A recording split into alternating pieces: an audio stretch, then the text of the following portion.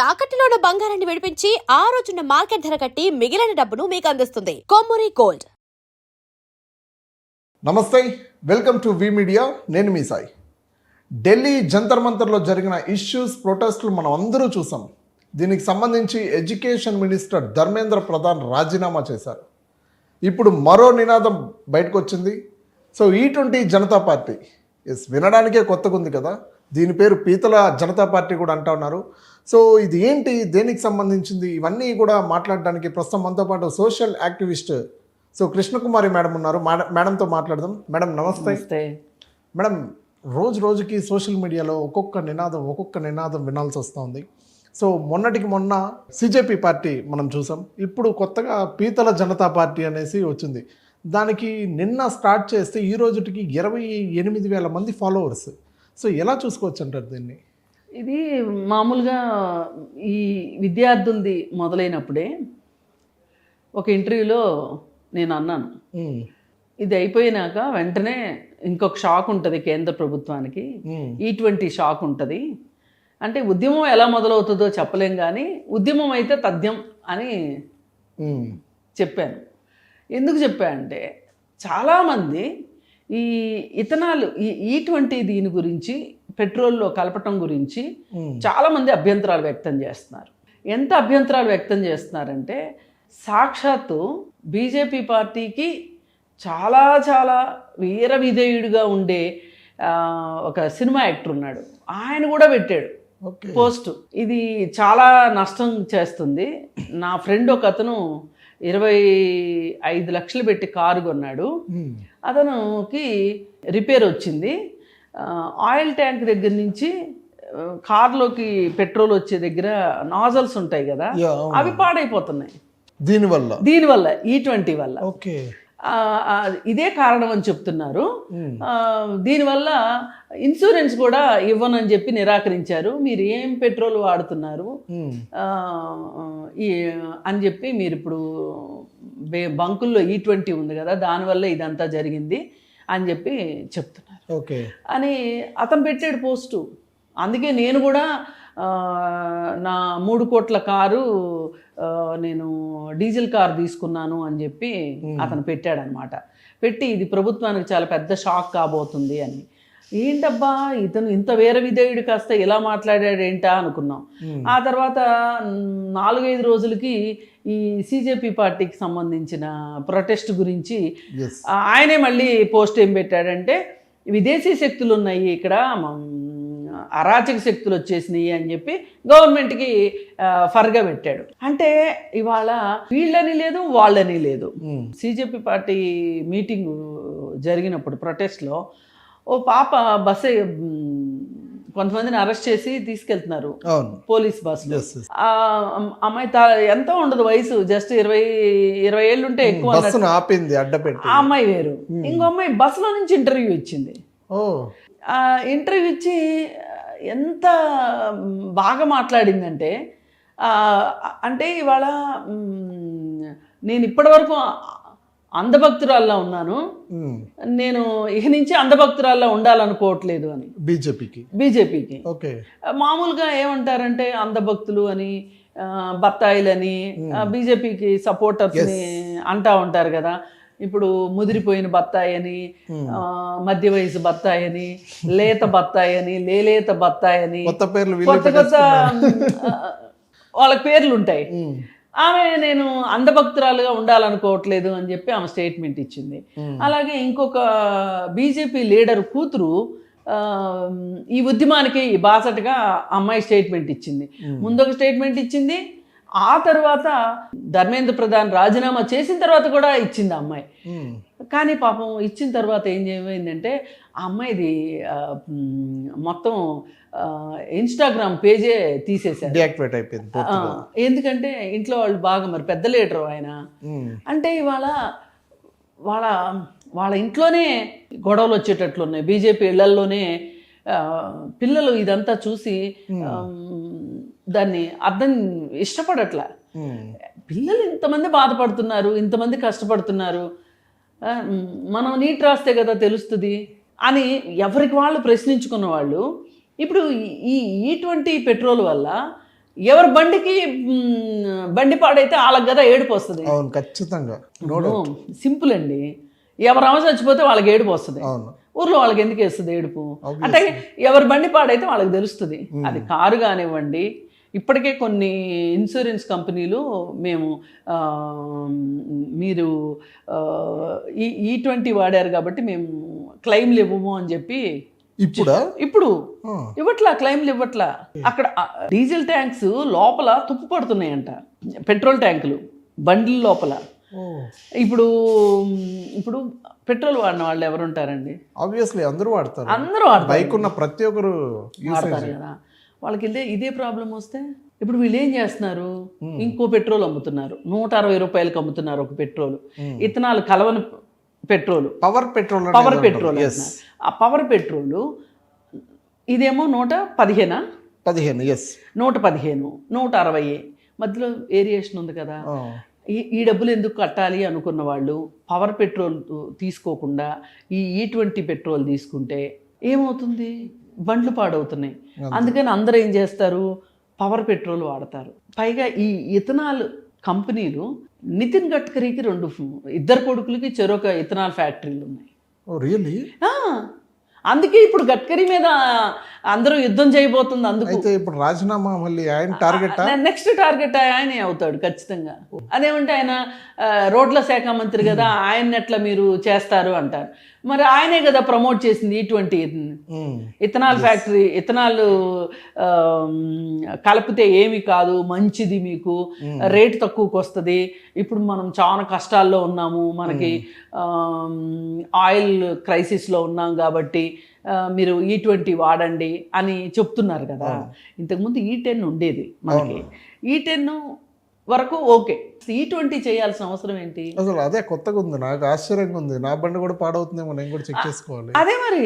పైగా ఇది ఇంతటితో ఆగదు. మీ బండికి ఆయన బండికి ఇంకొక ఆయన బండితోటి, నా కారు మీ కారు తోటి ఇంకొకళ్ళ కారు తోటి ఆగదు ఇది.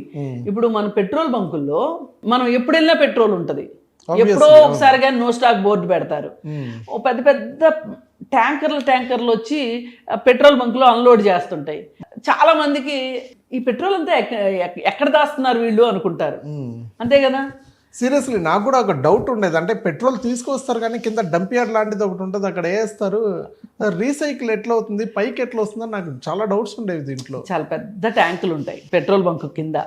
ఆ ట్యాంకుల పైన పెట్రోల్ బంకు కడతారు. ఇప్పుడు ఆ ట్యాంక్లోనే మనకి పైన ఇచ్చే పైప్స్ ఉంటాయి కదా, అవి ఇన్స్టాల్ చేస్తారు. ఇన్స్టాల్ చేస్తే దానిలో నుంచి పెట్రోల్ మనకు పైకి వస్తుంది. అయితే ఇప్పుడు ఈ బండ్లల్లో పెట్రోల్ ట్యాంకులు పాడైనట్లు ఆ ట్యాంకులు పాడవని గ్యారంటీ ఏంటి? అయిపోయాయి, ఇంకా అయితే అయిపోతుంది, ఇంకంతే సీన్. అవునా కదా? అప్పుడు ఎవరికి నష్టం వచ్చేది? పెట్రోల్ బంక్ ఓనర్లకి నష్టం వస్తుంది. ఇప్పుడు లోపల అదేమవుతుంది, లోపల లైనింగ్ అంతా ఊడిపోతుంది. ఇప్పుడు మన పెట్రోల్ ట్యాంక్కి లోపల లైనింగ్ ఊడిపోయినట్లే ఆ పెట్రోల్ ఆ పెద్ద ట్యాంకర్లకు కూడా ఊడిపోతుంది కదా. ఇప్పుడు ఎవరైనా ఏమనుకోవచ్చు, పెట్రోల్ తీసుకొచ్చే క్యారియర్లకు కూడా ఏమన్నా అవ్వచ్చు కదా అంటారు. కానీ అక్కడ తక్కువసేపు నిల్వ ఉంటుంది. ఎక్కడో ఒక చోట నుంచి తీసుకుని వస్తారు, మన సరఫరాలో మన దగ్గరికి పోస్తారు. కానీ అసలు పాయింట్లు ఉంటాయి మీకు, BPCL పాయింట్స్ అవి ఉంటాయి కదా, పెద్ద పెద్ద ట్యాంకులు పెట్టుంటాయి కదా. ఒకవేళ ఈ రోజు కాకపోతే రేపైనా సరే ఆ పెద్ద పెద్ద ట్యాంకులకు గనక ఏమన్నా జరిగితే అదంతా నేలలోకి వెళ్ళిపోతుంది. లోపల ట్యాంక్ లీక్ అయింది అనుకోండి, ఎక్కడికి వెళ్తుంది? భూమిలోకి వెళ్తుంది కదా, ఎవాపరేట్ అయిపోతుంది, లోపలికి వెళ్తుంది కదా. ఎంత కాలుష్యం వస్తుంది. పైగా E20 వల్ల కాలుష్యం కూడా పెరుగుతుందంట. ఇప్పుడు బండి పాడవుతుంది అంటే ఈ బండిలో నుంచి వచ్చే పొగ వల్ల కాలుష్యం రాకుండా ఉంటుందా? ఖచ్చితంగా వస్తుంది. ఇప్పుడు పాత రోజుల్లో ఒక సామెత ఉండేది, ఓలు తక్కువని గుడ్డిదాన్ని పెళ్లి చేసుకుంటే కొండలన్నీ పగలగొట్టిందని. ఇప్పుడు మన పెట్రోల్ తక్కువని తక్కువది పోసుకుంటే ఇప్పుడు మనం ఎలా ఉన్నామంటే త్రిశంకు స్వర్గంలో ఉన్నాం. అటు స్పీడ్ పెట్రోల్కి వెళ్ళలేము, ఇటు ఈ పెట్రోల్ వాడలేము. ఏం చేయాలి? ఎట్లా వెళ్ళాలి? ఆఫీసులకి వెళ్ళాలి, గమ్యస్థానం, మధ్యతరగతి పరిస్థితులు ఏంటి? సరే, ఇది సరే.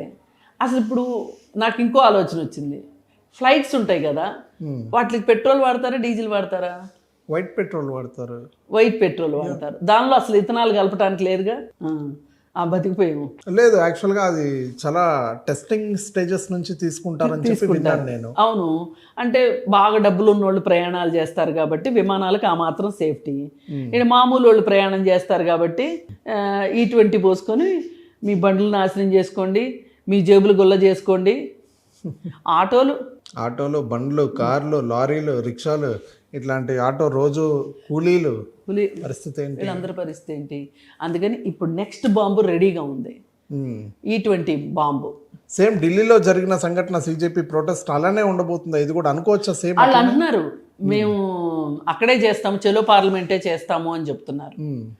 అయితే కొంతమంది బాధ్యత లేని బీజేపీ నాయకులు ఇస్తున్న స్టేట్మెంట్లు చూస్తే రెచ్చగొట్టే విధంగా ఉన్నాయి. ఈ దేశంలో కాబట్టి లాఠీ చార్జ్ చేశారు, వేరే దేశంలో అయితే గన్ను పెట్టి కాల్చేవాళ్ళు అని వాళ్ళ ఎంపీ, బీజేపీ ఎంపీ, ఆయన ఘనత వహించిన విశ్వేశ్వర రెడ్డి గారు, ఇక్కడ హైదరాబాదు వికారాబాద్ ఎంపీ, ఆయన ఆ మాట అంటే వాళ్ళు అనడానికి కూడా చాలా రీజన్స్ ఉన్నాయని చెప్పారు. అంటే బయట దేశం నుంచి కొన్ని శక్తులు వచ్చి దూరింది ఇండియాలో, వాళ్ళు ఇండియాని నాశనం చేయడానికే పనిచేస్తూ ఉన్నారంటూ కూడా కొన్ని వ్యాఖ్యలు చేయడం జరిగింది. ఆల్రెడీ ఎస్పీ గారు, డిఎస్పీ గారు అందరూ కూడా దీని మీద మాట్లాడడం జరిగింది. అవునండి, అంతమంది వచ్చేస్తుంటే మీరేం గుడ్డగుర్రాలు పళ్ళుదో అవుతున్నారా?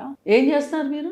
అంత వ్యతిరేక శక్తులు వస్తుంటే మొన్న ఏం చెప్పారు, చాలామంది బత్తాయిలందరూ ఇంకేముంది ఫారిన్ నుంచి డబ్బులు వచ్చేసినాయి, ఈ ఉద్యమం లేకపోతే ఇంత ఎలా సాగేది, వీళ్ళకి తిండి ఎక్కడి నుంచి వస్తుంది, వీళ్ళకి గాలి ఎట్లా పీల్చుకుంటున్నారు, బాత్రూమ్కి ఎట్లా వెళ్తున్నారు అని మాట్లాడారు. వీళ్ళంతా అన్నిటికీ ఫారిన్ డబ్బులే వచ్చినాయి అని చెప్పి వీళ్ళు వీడియోలు చేసి ఓదరగొట్టారు.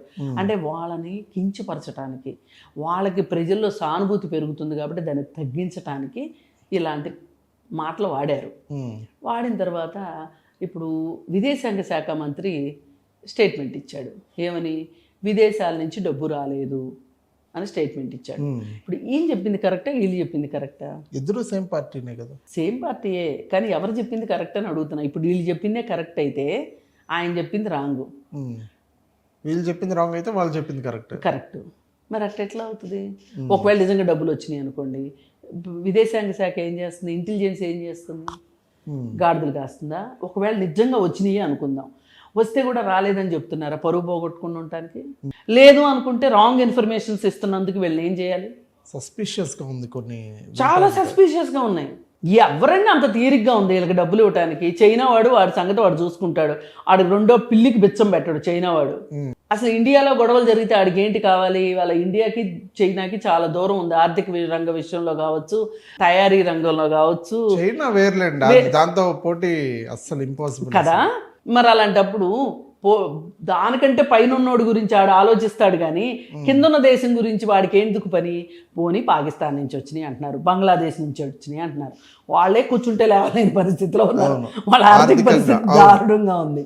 ఎవరండి డబ్బులు ఇచ్చేది? ఇప్పుడు రష్యాను ఉక్రెయిన్ పోట్లాడుకుంటున్నారు, వాళ్ళ యుద్ధం చేసుకోవడానికి వాళ్ళకేం తీరిక లేదు.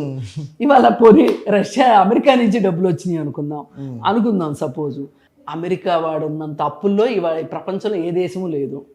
పైగా వాడు ఇప్పుడు యుద్ధం కూడా ఆపాడు. ఎందుకో తెలుసా? వాడి దగ్గర అణ్వస్త్రాలు నిండుకున్నాయంట. ఇప్పుడు ఏమన్నా పేదోళ్ళు అన్నం వండుకోవట్లేదు అంటే, అన్నం వండుకోలేదంటే ఏమైంది అంటే బియ్యం నిండుకున్నాయి అంటారు. అట్లాగే వాడి దగ్గర ఆయుధాలు నిండుకున్నాయంట, అందుకని వాడు యుద్ధం ఆపాడు తాత్కాలికంగా. వాడి పరిస్థితి అలా ఉంది. మరి ఇంకెవరండి? ఎవరు డబ్బులండి? ఎవరండి ఇచ్చేది? ఇవాళ గట్టిగా మాట్లాడితే సేవ చెయ్యాలి అనుకునే వాళ్ళు వేరు, కానీ మామూలు పరిస్థితుల్లో అయితే అన్నా తమ్ముడు కూడా ఒకరికొకరు సాయాలు చేసుకోవట్లే ఈరోజు. ఇప్పుడు పరిస్థితుల్లో ఏమో వాళ్ళకి నేను ఇది ఇచ్చేస్తే రేపు నా పిల్లలకి ఎట్లా, రేపు నాకెట్లా, వాళ్ళు చూస్తారని గ్యారంటీ ఏంటి? ఇలా ఆలోచిస్తున్న సంగతి అందరికీ తెలుసు. అలాంటి పరిస్థితుల్లో ఎవరండి వచ్చి భారతదేశంలో ఉన్న ఈ పిల్లలకి డబ్బులు ఇచ్చేది? కాకపోతే మొన్న వేరే ప్రాంతాల నుంచి ఫుడ్ ఆర్డర్ చేశారు, అంతవరకు చేయగలిగారు. కానీ డబ్బులు ఇచ్చి మరీ ఉద్యమకారులతో ఉద్యమాలు చేసేంత అవసరం ఎవరికి పట్టిందండి? అందుకని ఏంటంటే వీళ్ళు ఇట్లా రెచ్చగొట్టే మాటలు మాట్లాడటం వల్ల ఇప్పటికీ మానుకోవట్లే, వాళ్ళు మాట్లాడుతూనే ఉన్నారు. రేపొద్దున E20 గురించి కూడా ఇట్లాగే వస్తే మళ్ళీ ఇదే మాటలు మొదలెడతారు వీళ్ళు. అందుకని అసలు ఇత్తనాలు తయారు చేసేటప్పుడే గ్రామాలకి గ్రామాలు నీళ్లు కలుషితం అవుతాయి, వాతావరణం కలుషితం అవుతుంది, వాయు కాలుష్యము, నీటి కాలుష్యము అవుతుంది అని చెప్పి గ్రామాల వాళ్ళు ఎవరూ కూడా అసలు ఇథనాల్ ఫ్యాక్టరీలు మా దగ్గర పెట్టడానికి వీల్లేదు అంటున్నారు. ఇథనాల్ ఫ్యాక్టరీలకి వ్యతిరేకంగా ఉద్యమాలు వచ్చినాయి తెలంగాణలో. మనం వేరే దేశంలో ఇంకెక్కడో గురించి మనం మాట్లాడుకోవద్దు, మన తెలంగాణ గురించి, మనం ఉన్న ప్రాంతం గురించి మాట్లాడదాం. ఇక్కడ ఇథనాల్ ఫ్యాక్టరీలకి వ్యతిరేకంగా ధర్నాలు జరిగినాయి, సదస్సులు జరిగినాయి, తలలు పగిలినాయి. మేము భూమి ఇవ్వమంటే ఇవ్వమని కూర్చున్నారు. ఆ ఇథనాల్ ఫ్యాక్టరీ నుంచి వచ్చే నీళ్లు తాగితే పక్షులు కూడా చచ్చిపోతాయంట. అంత డేంజరస్ ఆ ఇథనాల్ ఫ్యాక్టరీ నుంచి వచ్చే వేస్ట్ వాటర్. దానికి బోలెడు నీళ్లు కావాలి, రీసైక్లింగ్, అది తయారు చేయడానికి చాలా నీళ్లు కావాలి. ఇప్పుడు ఆ నీళ్లు కావాలి అంటే పంటలకే నీళ్లు లేవు. ఇప్పుడు ఈ సంవత్సరం ఏం మాట్లాడుతున్నారు, అసలు గవర్నమెంట్ ఇళ్ళల్లో నీళ్ళు రావట్లేదు కదా ప్రస్తుత పరిస్థితుల్లో. ఇప్పుడు ఎల్నినో ప్రాబ్లం వల్ల వర్షాలు తక్కువ పడతాయి అంటున్నారు. ఈ సంవత్సరమే కాదు, వచ్చే సంవత్సరం కూడా కష్టమే అని చెప్తున్నారు. ఇంకా వచ్చే సంవత్సరం వడగాల్పులు కూడా ఉంటాయి అని చెప్తున్నారు. మరి ఇలాంటి పరిస్థితుల్లో మనం ఇథనాల్ కోసం నీళ్ళు ఎక్కువ వాడుకుని ఉండు, అసలు వరికే నీళ్ళు ఎక్కువ పడతాయి అని చెప్పి వరేయొద్దు అని చెప్తున్నాం మనం. అవును.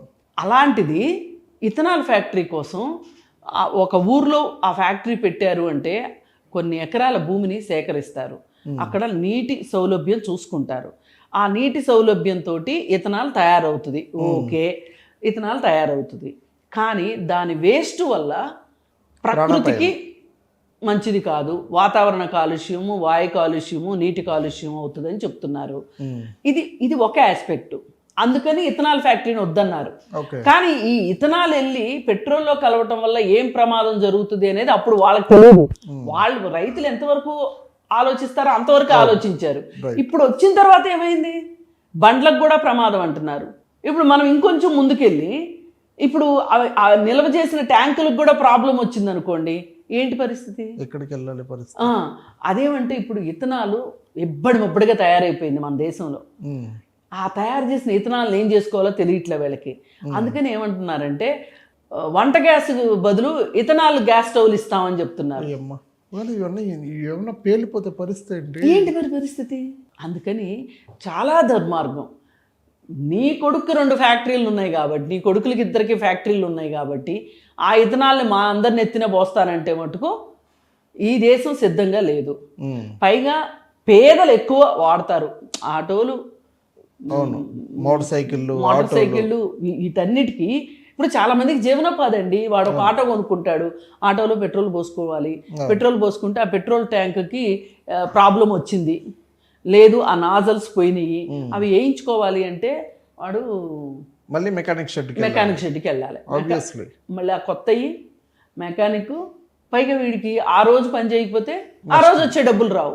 ఆఖరి వ్యక్తి ఎవరు అంటే దీనిని అతి పేదవాడు ఎవడు, వాడిపైన ఏమి ఎఫెక్ట్ పడబోతుంది అని ఆలోచించుకోవాలి. అంతేగాని మేము ర్యాకెట్లు తయారు చేస్తున్నాము, మేము అది చేస్తున్నాము, ఇది చేస్తున్నాము. పైగా మొన్న ఒక డిస్కషన్లో బీజేపీ ఆయనతోటి మాట్లాడుతూ ఉంటే ఈ సిజేపీ దీని గురించి, ఇప్పుడు అంకుర సంస్థలు చాలా గొప్పగా పనిచేస్తున్నాయి, చాలామంది యువ పారిశ్రామికవేత్తల్ని అందించింది ఈ దేశం, అది ఇది అని చెప్తున్నారు. అని ఆయన అసలు ర్యాకెట్లు కూడా తయారు చేస్తున్నాం, మనము ప్రైవేట్ ర్యాకెట్లు తయారు చేస్తున్నాం, అది ఇది అని చెప్తుంటే, వినండి సార్ కొంచెం, చైనా నుంచి మనము అలోవెరాను రోడ్లు ఉడ్చుకునే చీపుర్లు తెచ్చుకుంటున్నాము, వాటికి పెద్ద రాకెట్ సైన్స్ అవసరం లేదు, శాస్త్ర సాంకేతికత అవసరం లేదు, పల్లెటూరులో వాళ్ళకి శిక్షణ ఇస్తే వాళ్ళు తయారు చేస్తారు, దానికి పెద్ద ఖర్చు కూడా అవసరం లేదు, మీరు అక్కడి నుంచి మొదలెట్టండి. ఏదో అంటారే ఉట్టికెక్కలేనమ్మ స్వర్గానికి ఎక్కి సగాన్ని నుంచి జారిపడింది అన్నట్లు, ముందు ఇక్కడ చూడండి, మనకి విదేశీ మార్గ ద్రవ్యం బోర్డులు కోల్పోతున్నాం మనం చైనా నుంచి దిగుమతి చేసుకునేవి. అసలు చైనా నుంచి దిగుమతి చేసుకునే అన్ని లిస్ట్ అవుట్ చేస్తే మనం ఏ స్థితిలో ఉన్నామో మనకు అర్థమవుతుంది. డెవలప్మెంట్ అక్కడ ఎక్కువ కదా, అసలు వాళ్ళు సొంత మైండ్ సెట్ తో డెవలప్మెంట్ ఎక్కువ చేసుకుంటున్నారు. మనం ఎందుకు చేయలేమంటున్నా నేను. మన పరిస్థితి ఏంటి, వాళ్ళ ప్రతిదానికి ప్రొటెస్ట్ చేసుకోవాల్సిన అవసరం వస్తుంది, ప్రతిదాన్ని ప్రొటెక్ట్ చేసుకోవాల్సిన అవసరం వస్తుంది. ఇంక మనకి ఇదే నా పని, ఇవన్నీ చేయాల్సింది ప్రభుత్వం, మన ప్రొటెక్ట్ చేయాల్సిన బాధ్యత ప్రభుత్వానికి ఉంది, ప్రభుత్వం చేయట్లేదు. అందుచేత ఏంటి అంటే ఇవాళ మనం ఆలోచించాల్సింది, మీ మంత్రుల పిల్లల కోసమో లేకపోతే ఇంకొకరి కోసమో వ్యాపారాలు చేయటం కాదు, వ్యాపార సంస్థలు నెలకొల్పటం కాదు, అదే పారిశ్రామిక అభివృద్ధి కాదు. మీరు గ్రామ స్థాయి నుంచి రూట్ లెవెల్ నుంచి మీరు మన దేశానికి ఏం అవసరం, దిగుమతి చేసుకోకుండా ఎగుమతి చేస్తామా లేదా అనేది వేరే విషయం.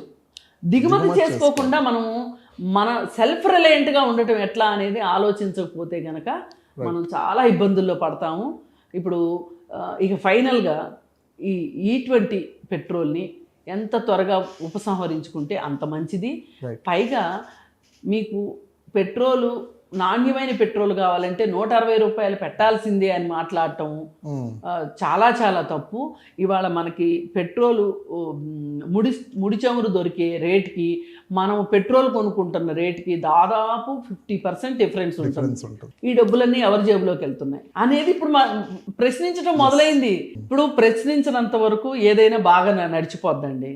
ఒక్కసారి ప్రశ్నించడం మొదలెట్టారా ఇంకా సమాధానం చెప్పాల్సిన అవసరంలో ఉంటారు ఖచ్చితంగా ప్రభుత్వాలు. దానికి ఇంకొక ఉద్యమమా లేకపోతే ఇంకొక ఉద్యమమా ఆ తర్వాత ఇంకొక ఉద్యమమా అనేది ఇంకా ప్రజలు ఎవరికి కడుపు కాలితే వాళ్ళు రోడ్డు మీదకి వస్తారు. దానికి ప్రభుత్వాలు మటుకు సిద్ధంగా ఉండాలి. Right. Thank you so much for your valuable information madam. Thank you.